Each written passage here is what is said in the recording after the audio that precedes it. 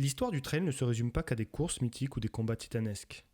Elle s'est bâtie d'abord sur des femmes et des hommes qui lui ont donné du corps, de la chair, qui nous ont fait frissonner et dont la seule évocation nous rappelle une victoire, un regard, un sourire, une souffrance. La série Moments de légende se doit de faire une place à ces artistes, aux aventuriers de la première heure comme aux stars contemporaines. Nombreuses sont celles qui méritent une mise en lumière, d'autant que la plupart sont du genre discret, malgré la médiatisation forcée de notre ère numérique et connectée. Qu'est-ce qu'une légende ? Vaste question.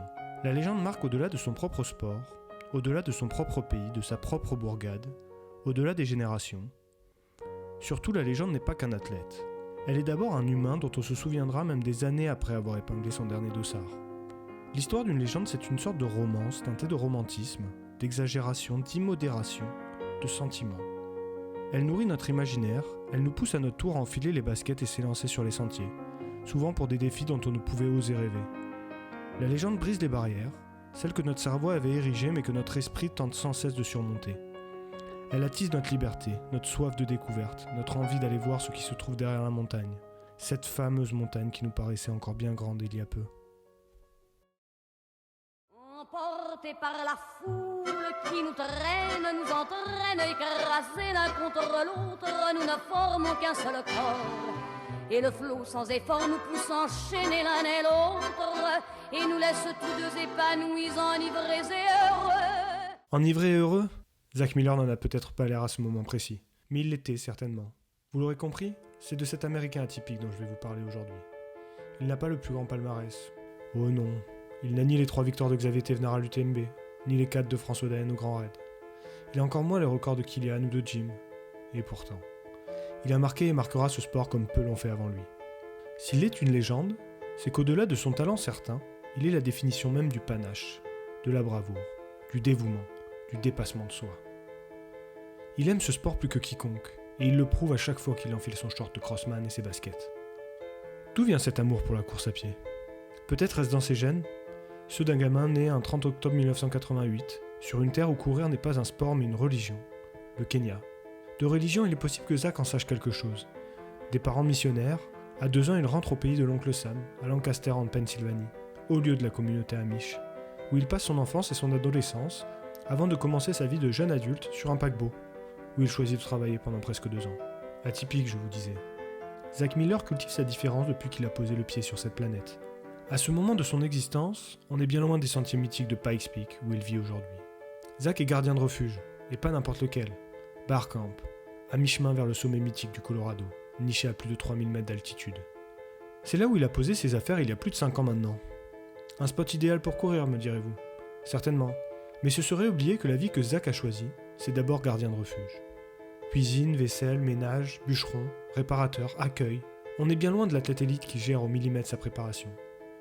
Zach, c'est un mec comme nous au fond. Un amoureux de la montagne qui vit simplement. Oui, mais à la différence de nous, Zach court vite, très vite, trop vite parfois. Et avec une seule doctrine, tout donner, sans calculer. Calculer ? Pourquoi faire ?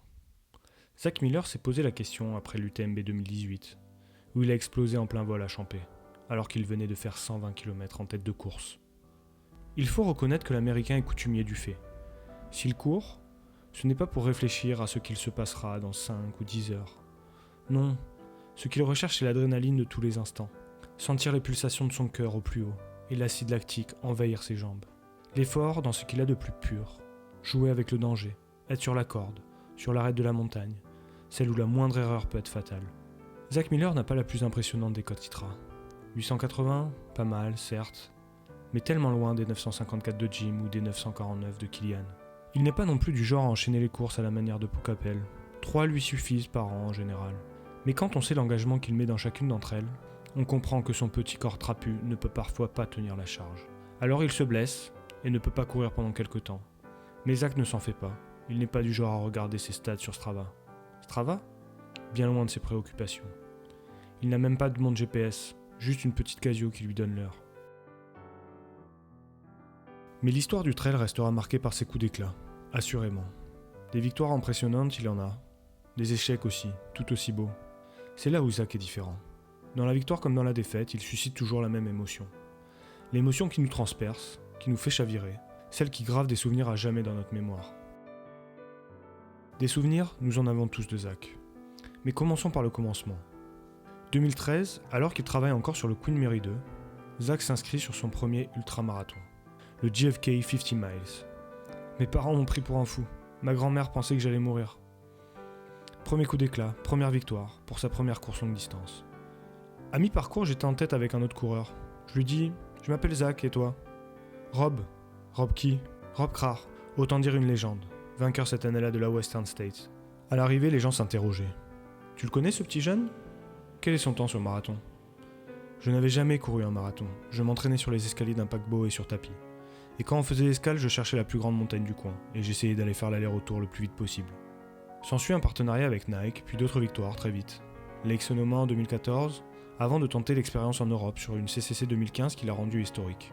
De Courmayeur à Chamonix, l'Américain a fait la course en tête tout du long, et nous a offert cette arrivée dont il a le secret. Vous êtes formidable! Zach Miller! Zach Miller! Never stop it to the end! Wow! Incroyable, crazy Miller! Allez, public! Ladies and gentlemen, we're bringing you Zach Miller! Cet homme est fou! Ce man est crazy! Un sprint plus rapide que Bolt sur les derniers 100 mètres! We told you he had only 2 years! L'année suivante, il réitère cette ode au dépassement de soi, à la bravoure, sur la mythique TNF Endurance Challenge qu'il gagne devant un certain Hayden Hooks, en sprintant comme si sa vie en dépendait jusqu'à la ligne. C'est ça Zach Miller. Ne pas calculer certes, mais surtout ne pas tricher. La légende de l'Américain s'est également construite sur son histoire avec l'UTMB et la vallée de Chamonix qu'il aime tant. Une histoire tumultueuse, passionnée, une histoire à l'image de l'homme, sans filtre et sans calcul. Après sa première expérience heureuse en 2015 sur la CCC, Zach Miller revient en 2016 avec la ferme intention d'être le premier homme américain vainqueur sur ce qu'il considère comme la plus grande course du monde. Here it is. It makes me weep. It makes my skin tingle. Ladies and gentlemen, it's goosebumps time. 1 minute to the start. 2 minutes. 2 minutes to the start. It's a nice warm up here. We're just going to let the music play.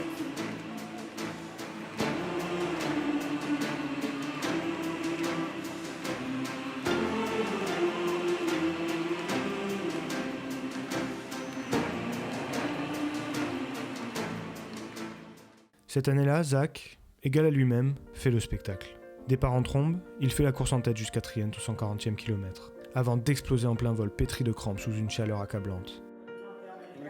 Zach Miller, messieurs, dames, ladies and gentlemen! Alors voilà, on avait vu qu'il était en difficulté, là on le voit arriver. Alors il a l'air un peu mieux quand même, ça a l'air d'avancer. Tout n'est pas perdu pour Zach. Zach qui peut revenir, hein. Revenir, ça va être compliqué. Qui peut aller un petit peu mieux parce qu'il a eu un bon. Voilà, il était vraiment au fond du bac. On l'a vu passer très difficilement, se faire doubler par Gediminas Grinius à Mach 2. Quelle course vraiment de monsieur Zach Miller qui du team Nike qui est parti, il a tout tenté. Bon là ça ne passe pas mais il est quand même encore sur le podium. L'année suivante, celle de la course du siècle, même stratégie. Un départ rapide avec son compatriote Jim Walmsley, avant de se perdre et de lâcher la tête de course. 8e à Saint-Gervais, il n'imagine pas une seconde en rester là et donne tout pour revenir aux avant-postes. Longtemps 4e ensuite, derrière le trio infernal, il paiera une nouvelle fois ses efforts et terminera finalement 9e. Mais c'est certainement 2018 qui est l'édition la plus symbolique de ce qu'est Zach Miller. Comme d'habitude, il part en tête. Mais pour la première fois peut-être, on l'imagine gagner, pour de bon. Seul après Courmayeur où Kilian a été contraint à l'abandon, on ne voit pas bien qui peut l'arrêter. C'était sans compter sur un petit Jurassien dont vous connaissez le nom, qui réussit à faire la jonction entre la Foulie et Champé.